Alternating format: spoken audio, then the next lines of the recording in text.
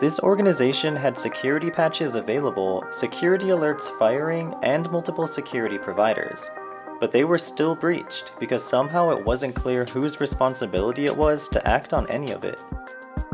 The UK's ACRO Criminal Records Office was just reprimanded for several security failings involving its public website.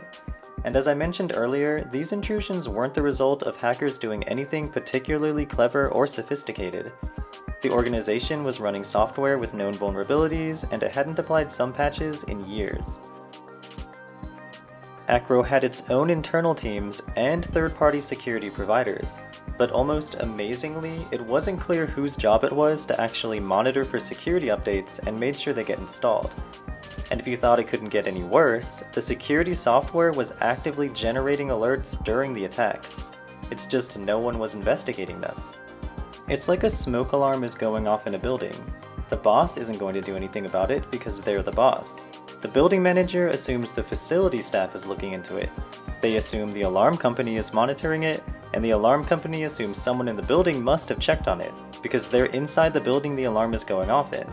And then the building burns down. This analogy is a bit of an exaggeration, but it's really not that far off from what actually happened. Attackers don't need to hit a 100-mile-an-hour fastball trick shot winner. They can just keep the ball in play and wait for you to make an unforced error. Either way, they still get the point. Situations like this sound a bit like the bystander effect, but the part I want to focus on is something called diffusion of responsibility. This basically means that when it's several people's responsibility to do something, each individual person can feel less pressure to be responsible. If it's 5 different people's responsibility to make sure the security alerts get investigated, at the end of the day, is it really that surprising when it doesn't get done? There was a famous 1968 study where people thought they heard someone having a seizure. If they believed they were the only person that heard it, 85% reported the emergency before the recording ended. But if they believed 4 other people had also heard it, the response rate tanked all the way down to 31%.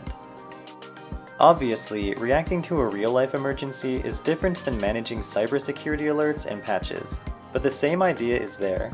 If one team thinks 5 other teams are also responsible for something, it suddenly becomes much more likely that no one will do it, and the consequences of inaction can be potentially very serious. So the practical takeaway here isn't just install all your updates, even though you should definitely do that.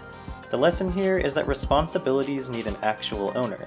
A security alert without an owner is just a notification that you're being hacked and you're not doing anything about it.